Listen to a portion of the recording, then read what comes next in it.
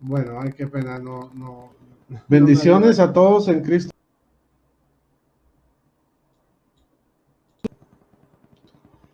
Bendiciones a todos en Cristo Jesús y en Santa María Siempre Virgen. Les habla Rodrigo Andrés Calvo, apologeta católico y miembro del movimiento Juan 23. Hoy voy a compartir, bueno, más bien he sido invitado por el hermano Milton Ortiz. Vamos a tratar el tema de la cruz de Cristo, un tema hermoso, apasionante. Y pues antes que nada quiero darle la bienvenida a Milton.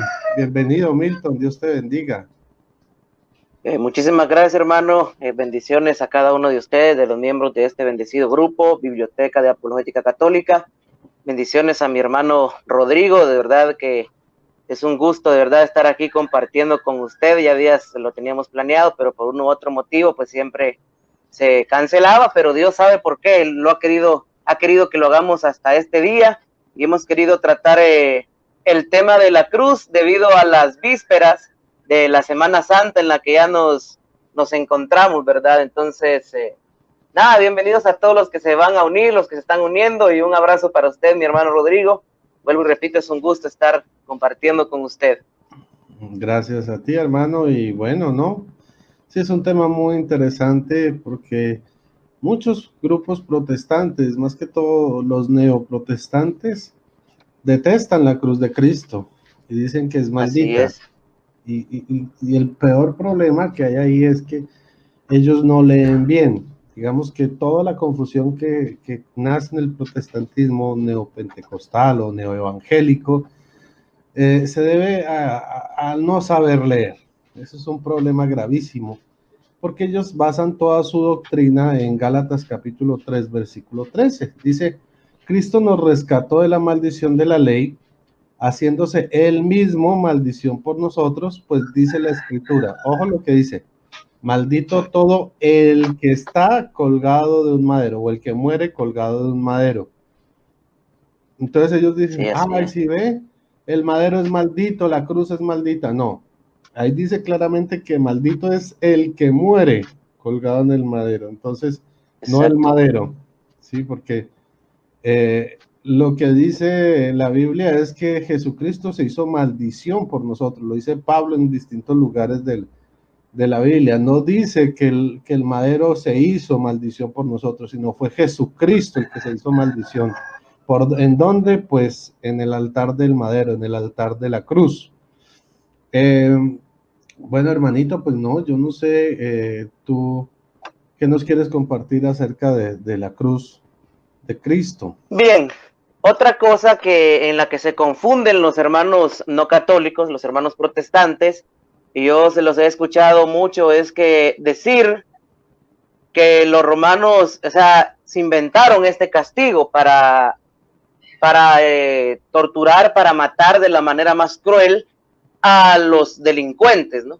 Y esto tampoco es así, porque la crucifixión, pero mejor dicho, la muerte en la crucifixión, es de origen persa, se utilizó primero por los bárbaros y luego pues fue adoptado por los griegos y por los romanos. Estos últimos no solamente crucificaban a los delincuentes, sino como lo vemos en el caso de Jesús, que por cierto no era un delincuente, sino que como dice Rodrigo, se hizo maldición por nosotros, murió por nuestros pecados, pero a lo que quiero llegar es a esto, no solamente se ejecutaba en el Imperio Romano con la crucifixión, sino que antes de eso tenía que haber una flagelación, pero el origen de la crucifixión no se da en Roma, sino que ya existía mucho tiempo antes. Así es, la crucifixión es muy anterior a los romanos. De hecho, los romanos la tomaron y digamos que le hicieron ciertas reformas al sacrificio de la cruz, pero antes la crucifixión era en X. O sea, las primeras crucifixiones era la persona extendida de brazos y de piernas, ¿sí?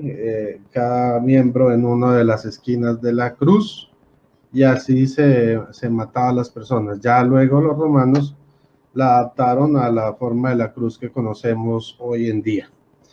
Por otro lado, bueno, yo quiero eh, pues tomar como referencia, pues hay varias citas de Gálatas, pero quiero comenzar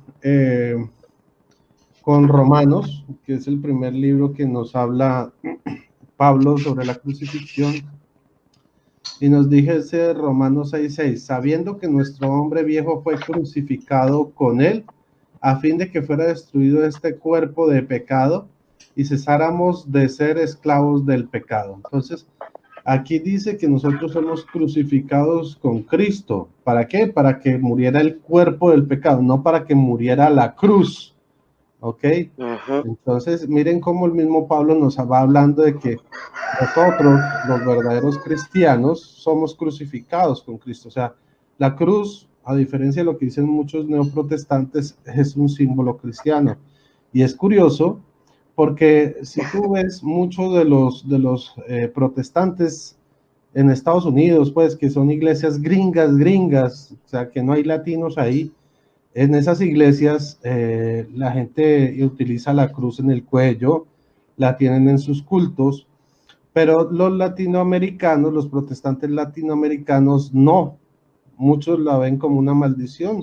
Y de hecho, si en las iglesias protestantes de Estados Unidos que tienen latinos, no utilizan la cruz, pero en los gringos, que son las originarias, de donde salen estos movimientos evangélicos latinoamericanos ahora, pues ellos sí utilizan la cruz. Entonces vemos cómo solo por el cambio de cultura de gringo a latinoamericano tiene una visión totalmente opuesta de la cruz.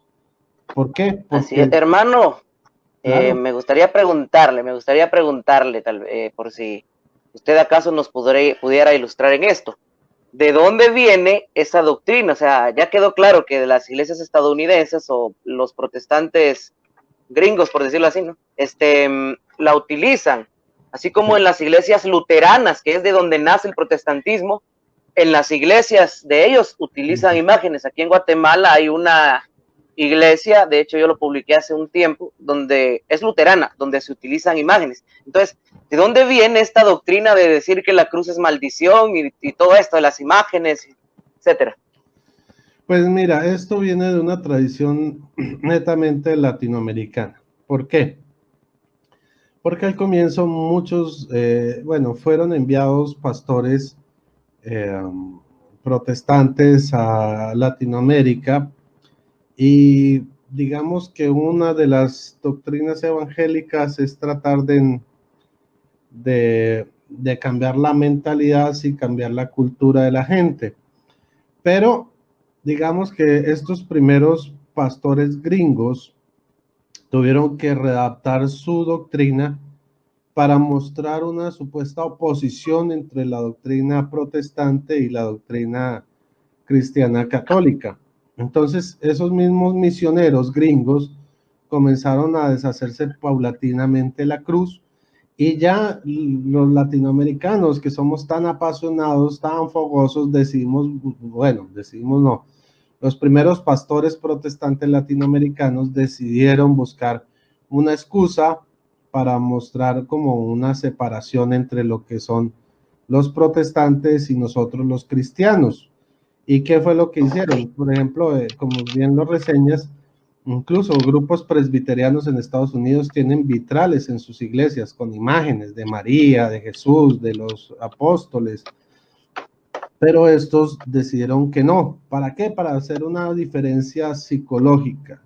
Además que, por ejemplo, el hecho de que la situación económica de estos primeros misioneros y de estos primeros pastores latinoamericanos, pues no les permitía tener unos templos al estilo gringo o al estilo católico. ¿Por qué?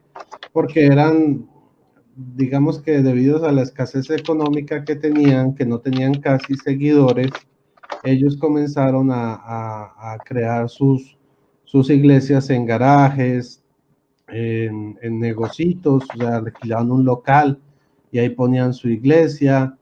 Y pues obviamente, pues un local, un garaje, pues por lo general no tiene ventanas, no hay forma de arreglarle nada. Entonces buscaron como una excusa para poder quitar elementos que tuvieran relación con el catolicismo, que compartiera el mismo protestantismo, entre esos la cruz, las imágenes como la de los vitrales y todo eso fueron recortadas, y por eso vemos que en películas gringas, las iglesias evangélicas, muchas tienen vitrales y este tipo de organización similar a la católica, pero en el caso de Latinoamérica son bodegas que a duras penas tienen ventanas, o generalmente son bodegas donde se guardan bodegas industriales, pues, que son adaptadas para formar supuestamente sus iglesias. Entonces, sí, de hecho le comento algo breve. De hecho, como no sé si sí creo que se lo comenté a usted en privado. Yo una vez pues me confundí, ¿no? Porque empecé a ver una película protestante muy famosa, no voy a decir cuál es, ¿verdad? Pero resulta que esa película pues tenía imágenes, y yo por el simple hecho de que tenía imágenes, como en ese tiempo yo todavía no sabía, comenzaba en esto de la apologética, pensé que la película era católica, y luego usted me aclaró que era luterana. El templo era luterano. Entonces es increíble cómo hay tanta contradicción entre el fundador del protestantismo. De hecho, sí, la contradicción va más allá, a pesar de que Lutero el tema fue de la Santa Cruz. Sí, es cierto, porque es que a pesar de que Lutero fue el primer evangélico, porque él le puso a su nombre, el nombre de la iglesia que él le puso fue Iglesia Evangélica Luterana, él fue el primer evangélico de primera generación. Los evangélicos de segunda generación de John Wesley creían en muchas cosas que creía Lutero, como en el bautismo de niños, pero quitó otras. Y en la tercera generación, que fue ya fundada por Billy Graham, un pastor que murió hace como 10, 15 años, un pastor bautista, fue el fundador de la doctrina evangélica de la tercera ola. Todos tienen sus diferencias, y miren que cuando los evangélicos de Billy Graham llegaron a Latinoamérica, no llegaron como los diseñó, como se los inventó Billy Graham. Bueno, aunque sí hay cierta influencia, porque Billy Graham, y en parte también esto explica el hecho de que estas iglesias no tengan imagen ni nada, porque Billy Graham, a pesar de ser un pastor bautista, en su afán de fundar iglesias, él comenzó a decir que las iglesias podían fundarse en carpas de circo, y entonces él comenzó a comprar carpas de circo y comenzó a fundar iglesias de carpas de circo por toda Norteamérica. Ahora, pues, ¿qué vitral le puede uno montar a una carpa de circo? Ninguno. ¿Qué cruces o qué decoración le puede montar uno a una carpa de circo? Pues nada. Entonces, realmente, ahí también comenzó otra de las razones por la cual esta doctrina evangélica se ha deformado tanto.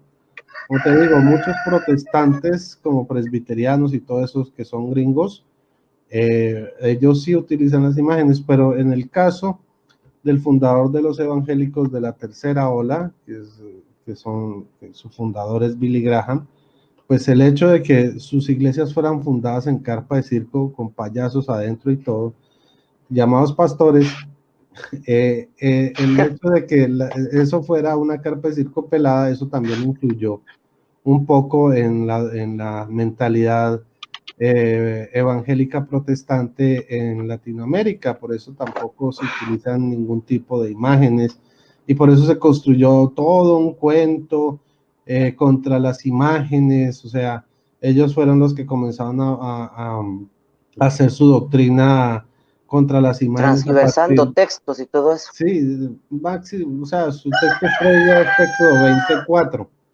aunque no leen sí, igual ni como el 3 ni el 5 porque lo refutan. De hecho. Sí, correcto.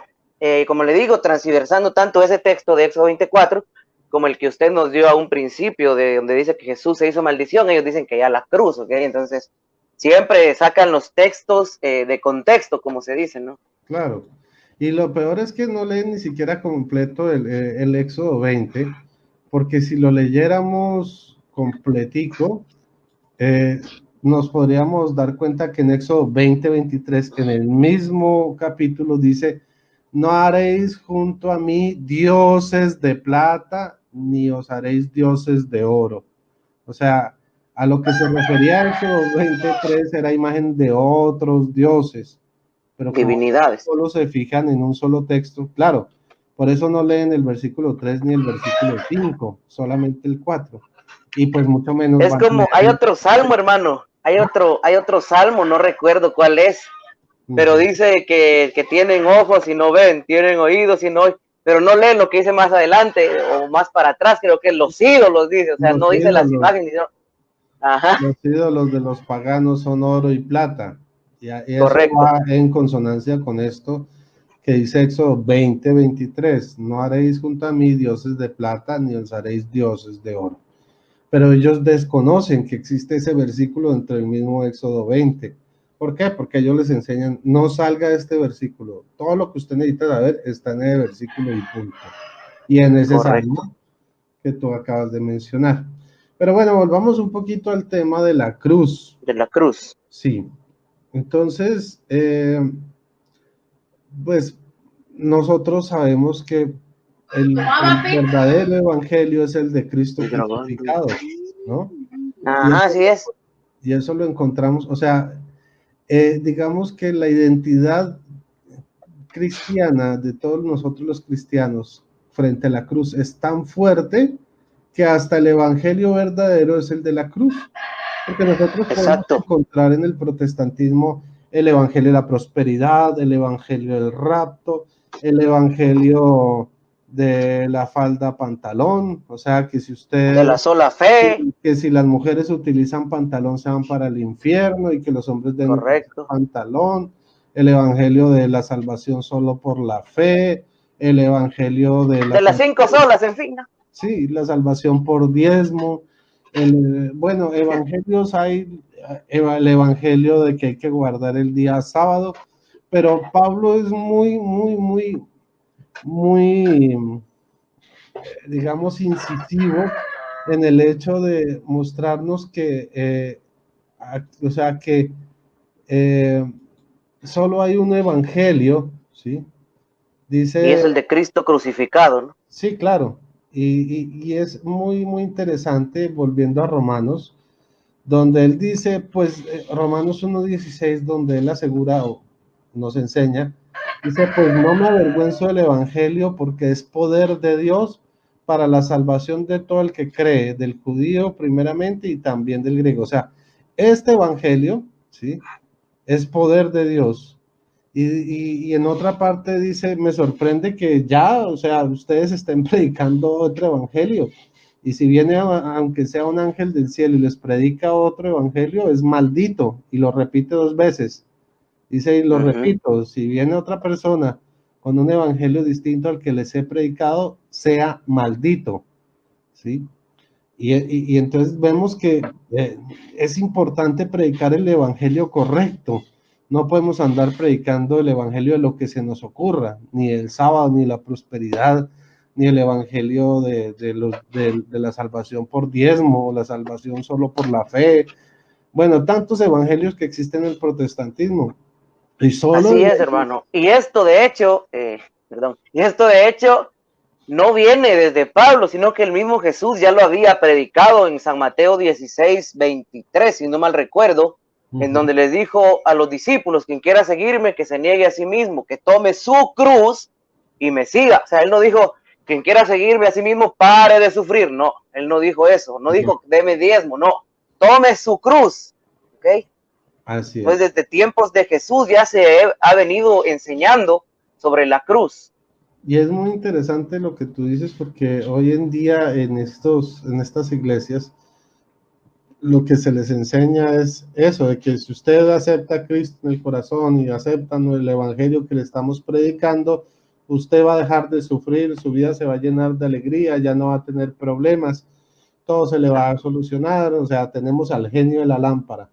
Y Jesucristo no enseñó eso, dijo que sus verdaderos seguidores toman su cruz y lo siguen, o sea, no es que todos pongan la cruz en Cristo y ya Él se encarga de lo demás, no. De hecho, Jesucristo dice que Él ayuda a aliviar a nuestras cargas, vengan a mí los que están cargados y agobiados y yo los haré descansar. O sea, Él nos ayuda a llevar nuestra cruz, pero no nos la quita. O sea, correcto. Porque digamos que la identidad del cristiano está es en la cruz de Cristo, nada más. Y volviendo a la importancia de este evangelio, del cual Pablo nos enseña que no se puede predicar otro evangelio al que nos ha enseñado, que en Romanos 1:16 nos dice que no nos debemos avergonzar de este evangelio, porque es poder de Dios. O sea, ¿por qué causó vergüenza este evangelio que solo predica la Iglesia Católica y la Biblia? Pues porque dice lo siguiente, en 1 Corintios 1:17-18, porque no me envió Cristo a bautizar, sino a predicar el evangelio, y ojo, y no con palabras sabias, para no desvirtuar la cruz de Cristo. O sea, este evangelio está centrado en la cruz de Cristo, no es una cuestión de sabiduría mundana, ni de secretos revelados, no. Y dice así, pues la predicación de la cruz, ojo, la predicación de la cruz es una necedad para los que se pierden, más para los que se salvan, para nosotros es fuerza de Dios. Entonces, es curioso ver cómo los protestantes dicen que la cruz es maldita, ¿sí?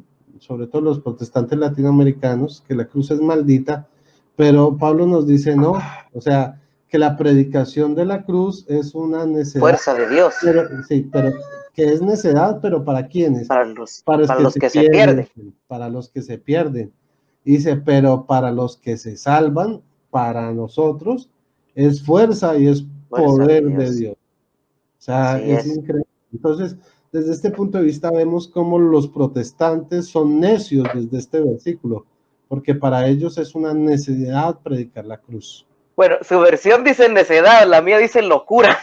Bueno, sí, es locura, es necedad, es terquedad, es tontería.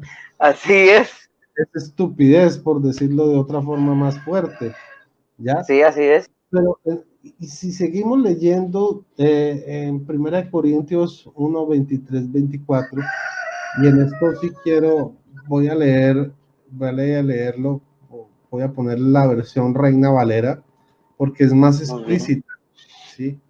Porque dice, pero nosotros predicamos a Cristo crucificado. Ojo, ¿qué es lo que predica Pablo y qué es lo que predica la iglesia cristiana? A Cristo crucificado. Para los judíos ciertamente tropezadero y para los gentiles locura.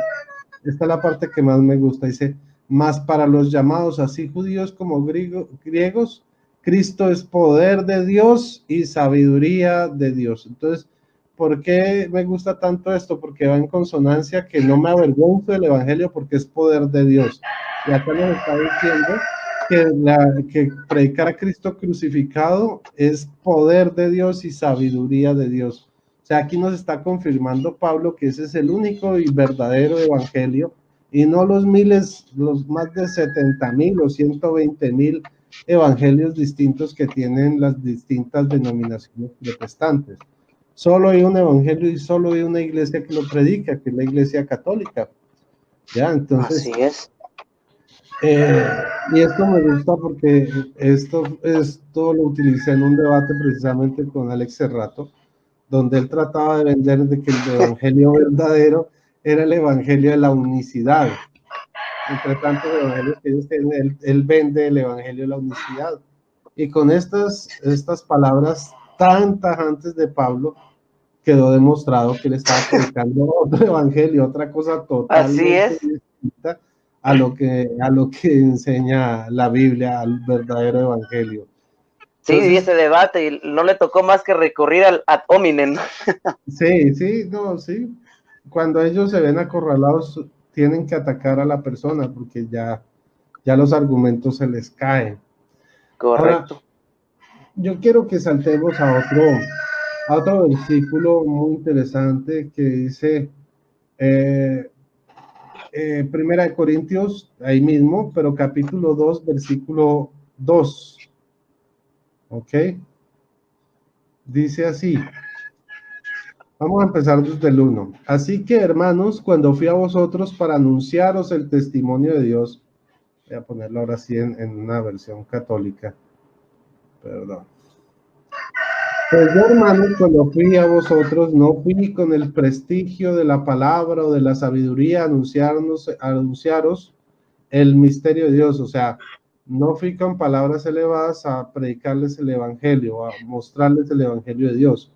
Pues no quise saber entre vosotros sino a Jesucristo, ¿sí? O sea, no quise mostrarme a mí, sino quise mostrarles a Jesucristo. Dice, y este crucificado. O sea, aquí San Pablo nos lo Reitera. demuestra, y lo reitera otra vez.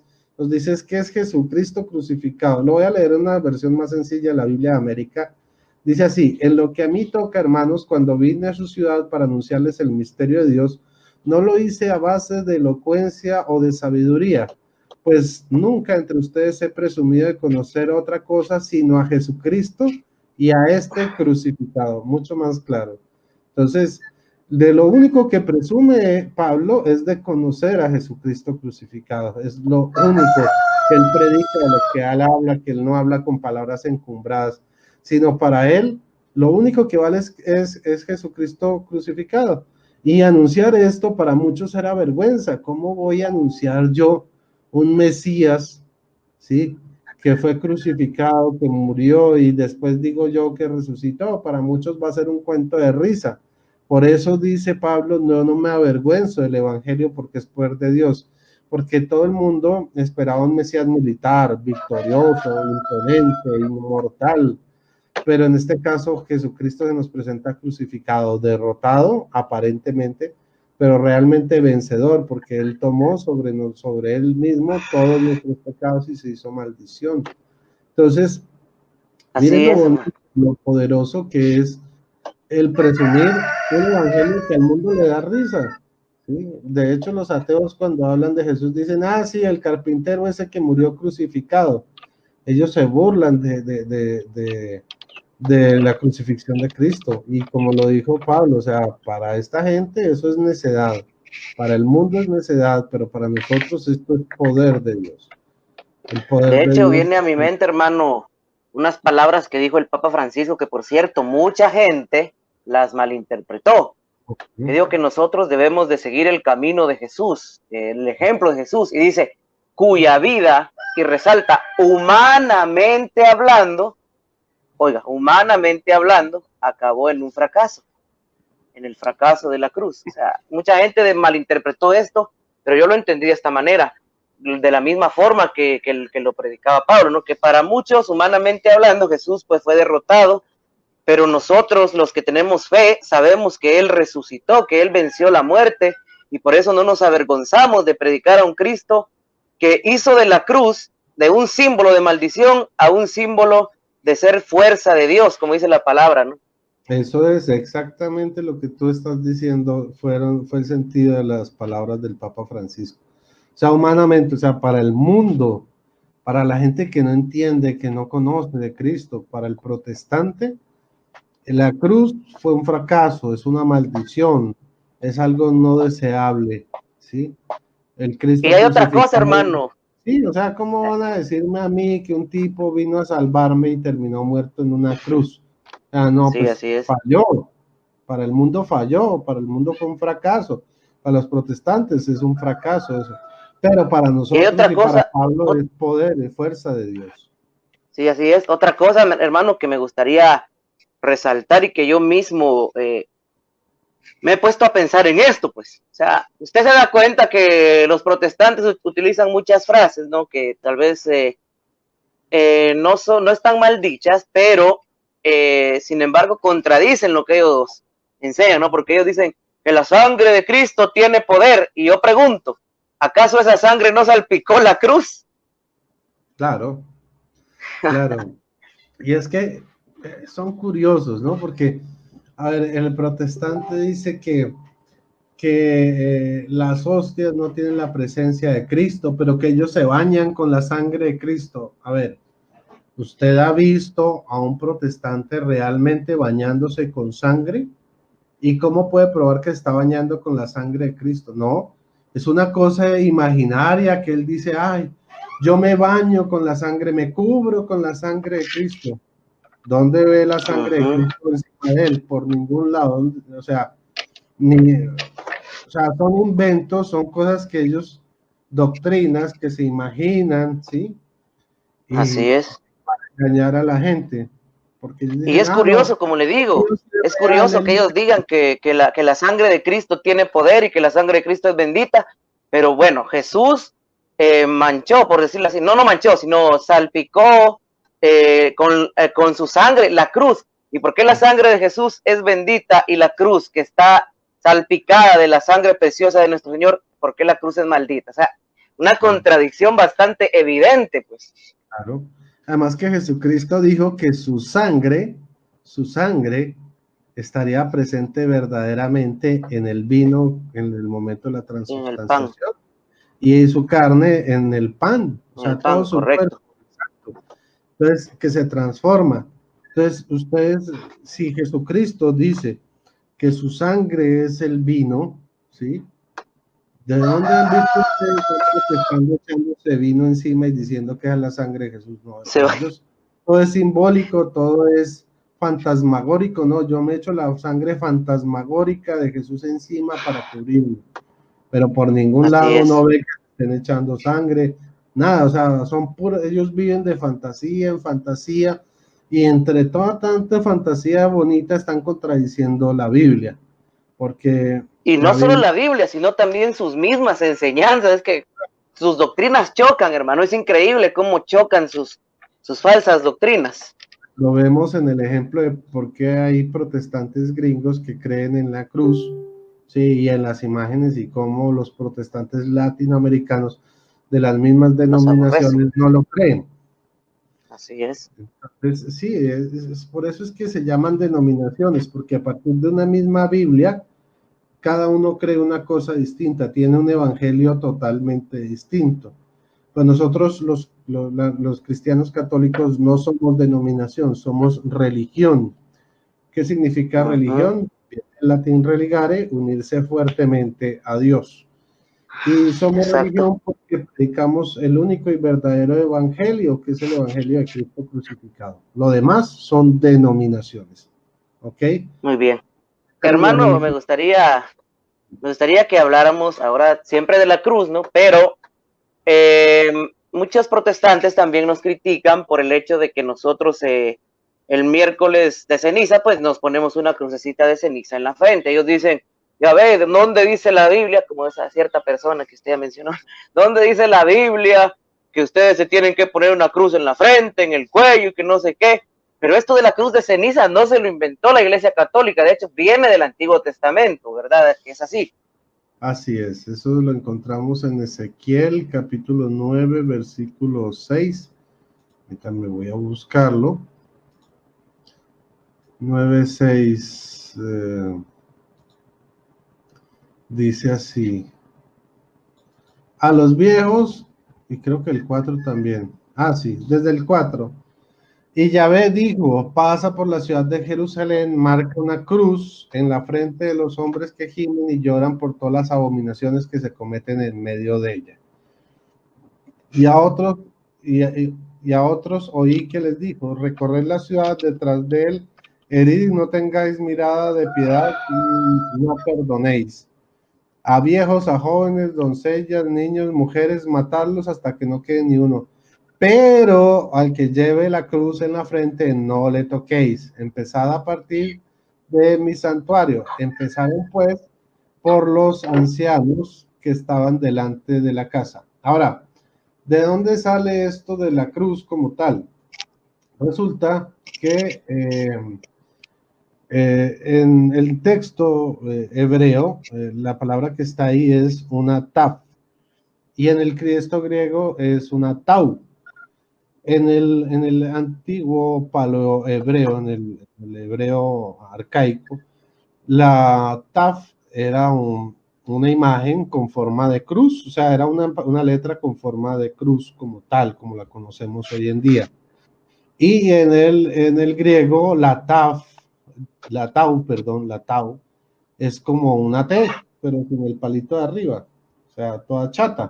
O sea, por eso muchas Biblias lo traducen como cruz, pero no solo la Biblia de Jerusalén, porque le escuché esto y voy a hacer un video refutando a un coterráneo que se hace llamar Biblia Libre, Edgar Escobar, que tiene una iglesia virtual, Él salió hablando de la cruz hace poco, y él decía, no, que es que solo la Biblia de Jerusalén habla de la cruz, pero eso no es cierto.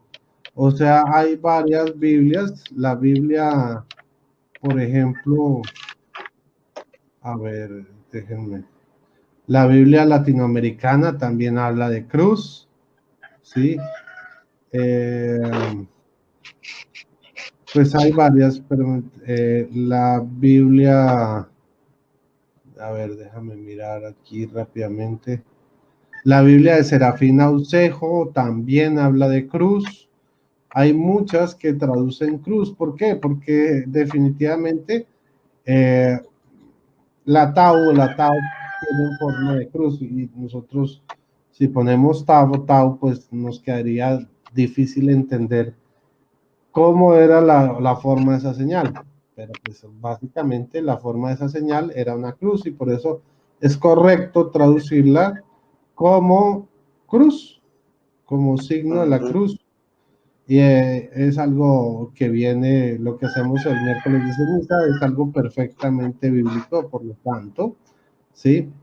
Y es una tradición bíblica que, digamos, es donde Yahvé le dice a los ángeles exterminadores que maten a todos excepto a sus elegidos, y sus elegidos estaban marcados con una cruz en la frente. De hecho, en Apocalipsis también se nos habla de esta marca en la frente de los elegidos de Dios. No se nos habla explícitamente de la cruz como tal, pero este pasaje de Apocalipsis hace referencia a este mismo pasaje de Ezequiel capítulo 9, versículos 4 al 6, o sea, sobre la cruz que llevan los elegidos en la frente. Esa sería como la señal. Ahí no dice cruz como tal, sino un sello, pero ya se sobreentiende leyendo estos dos textos y leyendo, como hemos venido diciendo en todo el video, que el evangelio de Jesús es el evangelio de un Cristo crucificado. Ya se sobreentiende que el sello es la cruz, pues no habría por qué. Claro, de hecho Pablo nos dice que nosotros fuimos sellados con el Espíritu Santo. Y entonces, pues a ver, si a eso vamos, si ese es el argumento protestante, pues los protestantes nos tendrían que mostrar un sello en su cuerpo o en su frente o en donde sea, donde se vea la imagen del Espíritu Santo, y eso no es así. Correcto. O sea, hay que entender los contextos bíblicos, porque a veces dicen, no, es que dice sello, y el sello hay que verlo, no sé qué. Pues bueno, entonces si la Biblia, o sea, tiene que ser algo visible, según ellos. Claro. Entonces, si Pablo dice que fuimos sellados por el Espíritu Santo, pues entonces muéstreme dónde está el sello, dónde está el Espíritu Santo en su piel. Si no, usted es un mentiroso. O sea, aplicándole su propia lógica, vemos lo absurdo que es la doctrina protestante, ¿ya? Correcto. Y bueno, ¿qué otra cosita quisiera hablar? A ver.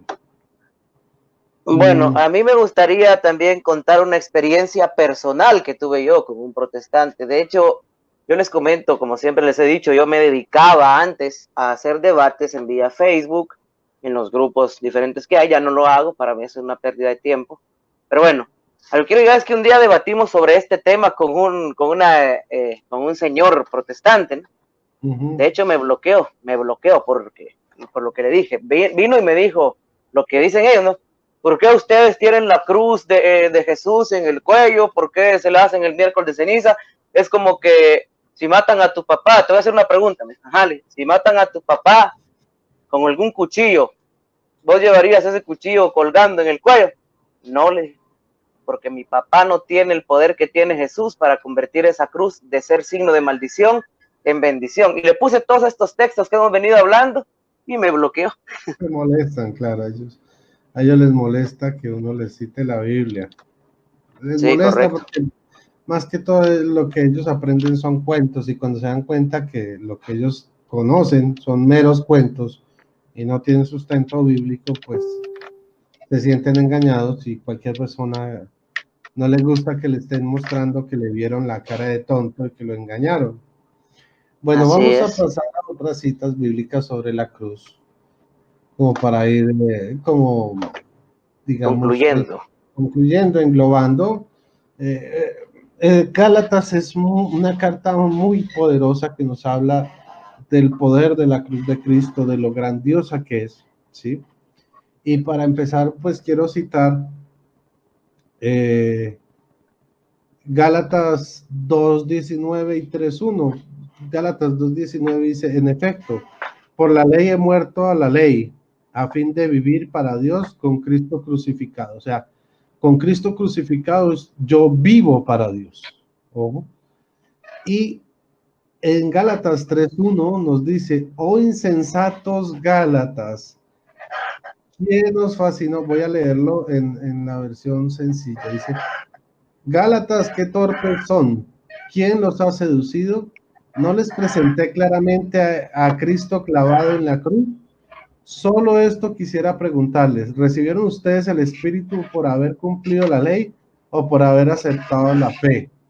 O sea, miren que Pablo nos dice, aquí ya ustedes les cambiaron la mentalidad. O sea, no es por la ley, no es por las cosas que ustedes les están diciendo, sino que yo les presenté, dice, no les presenté claramente a Cristo, a Jesucristo clavado en una cruz, o sea, a Cristo crucificado.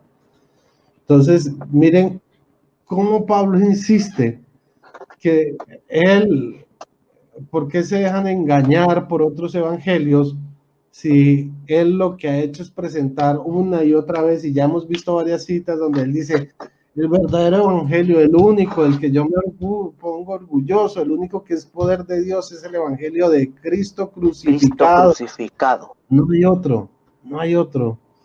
Y dice así, bueno, ya vimos el Gálatas 3:13, que es mal entendido por los protestantes, donde dice, Cristo nos rescató de la maldición de la ley, haciéndose él mismo maldición por nosotros.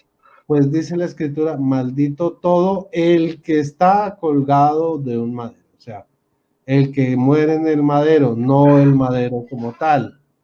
Ahora, sigamos mirando y explorando qué nos enseña la carta de los Gálatas. Vamos al capítulo 5. En el capítulo 5 nos muestra que los cobardes, ¿sí? Bueno, vamos a mirarlo primero. Dice así, 5:11. En cuanto a mí, hermanos, si aún predico la circuncisión, ¿sí? Porque acuérdense que había falsos hermanos que decían que sí, que había que seguir a Jesucristo, pero que a los nuevos que fueran gentiles había que circuncidarlos según la ley de Moisés. Dice, pues, en cuanto a mí, hermanos, si aún predico la circuncisión, ¿por qué soy todavía perseguido? Pues ya acabó el escándalo de la cruz. O sea, ¿qué es lo que nos dice aquí realmente Pablo? Nos dice, si yo predicara que somos salvos por la circuncisión, pues obviamente a mí no me perseguirían, pero a mí me están persiguiendo porque lo que les estoy diciendo es que la cruz, que es escándalo para los judíos, para nosotros ya se acabó ese escándalo, porque Jesucristo se hizo pecado, tomó sobre sí todas nuestras cargas, fue en la cruz del Calvario. Entonces dice ahí en el 5:11 sobre eso, que lo importante es la cruz, no la circuncisión. Y dice en el versículo 24 dice, pues los que son de Cristo Jesús han crucificado la carne con sus pasiones y sus apetencias. O sea, los que somos de Cristo, en la cruz del Calvario, junto con Cristo, hemos crucificado la carne con sus pasiones y sus apetencias. O sea, todo pecado, toda malicia, toda cosa propia de la carne que nos lleva a la perdición, ha sido clavada junto con Cristo en la cruz del Calvario. Entonces, miren lo hermoso que Pablo nos habla sobre la cruz. Y sigamos con el capítulo 6, ya vimos el 5, vamos al 6, versículo 12, dice, los que quieren ser bien vistos en lo humano, o sea, los que quieren ser bien vistos ante la gente, voy a leer en una versión bien clara, 6:12. 6:12, sí. Dice así, quienes les obligan a circuncidarse lo hacen para quedar bien ante los demás, para no ser perseguidos a causa de la cruz de Cristo. Entonces, ¿cuál era la fácil? decir, no, pues sí, acepte la cruz, pero primero es circuncidarse. Pero entonces a los que se negan a circuncidarse, decir, no, lo que realmente importa es la cruz de Cristo, a esos los perseguían. Entonces aquí nos dicen, miren, los que los están obligando a circuncidarse, eso lo que quieren es quedar bien ante los demás, ¿sí? Para no ser perseguidos a causa de la cruz de Cristo. Miren lo importante, miren cómo la cruz de Cristo nos define a nosotros los verdaderos cristianos y nos diferencia a los protestantes. Correcto. Ahora, en el mismo 14, en el 6:14, dice así, en cuanto a mí, Dios me libre de gloriarme, si no es en la cruz de nuestro Señor Jesucristo, por la cual el mundo es para mí un crucificado y yo un crucificado para el mundo. O sea, para mí es solo de lo único que yo debo gloriarme es de la cruz de Cristo, ¿sí? Lo voy a leer en la versión sencilla. Dice, en cuanto a mí, jamás presumo de algo que no sea de la cruz de nuestro Señor Jesucristo, por quien el mundo está crucificado para mí y yo para el mundo. O sea, lo que nos separa del mundo, lo que nos separa del montón, lo que nos hace realmente estar sellados por Dios, ser hijos de Dios, ser presencia viva de nuestro Dios en la cruz de Cristo. O sea, cuando yo acepto la cruz de Cristo en mi vida, yo estoy muerto para el mundo. O sea, el mundo me descarta y yo descarto al mundo. O sea, yo estoy muerto para el mundo. Existe una fractura. Por eso cuando mucha gente se convierte a Cristo, su propia familia empieza a rechazarlo. Y, no, nosotros nos gustaba más cuando usted era un borracho o cuando andaba con viejas de rumba en rumba. Ahora se la pasa rezando y llorando y va a la iglesia y que se confiesa. ¿Por qué? Porque la cruz de Cristo causa esa ruptura. Incluso dentro de tu misma familia. Te vuelves un muerto para tu familia y tu familia muere a ti. O sea, tú mueres a tu familia y la familia a ti por causa de Cristo. Cristo divide, separa, cambia totalmente, divide la luz de las tinieblas. Y tu misión es traer a tu familia a la luz de Cristo, pero siempre, cuando tú vas a vivir un proceso de conversión, sales de un retiro o eso, lo primero que va a generar es ese choque, porque la cruz nos separa incluso de nuestra propia familia cuando ellos no viven la fe. Ahora, y de hecho, ¿sí? De hecho, hermano, me hacía pensar este texto de lo que hemos venido hablando, ¿no? Que hay muchos que, como usted dice, que en aquel tiempo querían quedar bien predicando la circuncisión, tal vez junto con la cruz, ¿no? Pero para ellos lo más importante era cumplir la ley de en ese tiempo, la circuncisión y todo eso. Y lo hacían para quedar bien ante los demás. Lo mismo que hacen los hermanos separados ahora. Es decir, ellos descartan la cruz, el significado de la cruz, porque para ellos es maldita, porque ellos no quieren sufrir, ellos no quieren pasar por lo mismo que pasó nuestro Señor Jesucristo, sino como usted dice, quieren dejarle el trabajo todo a Él. Y eso lo hacen para quedar bien con la gente y atraer más personas a sus sectas, pues.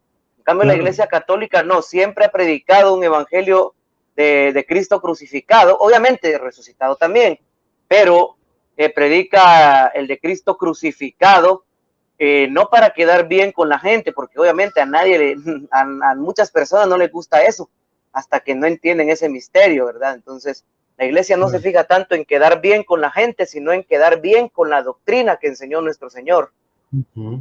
De hecho, una vez yo me encontré con un pastor y decía, ustedes están equivocados porque ustedes predican a un Cristo crucificado, nosotros predicamos a un Cristo resucitado.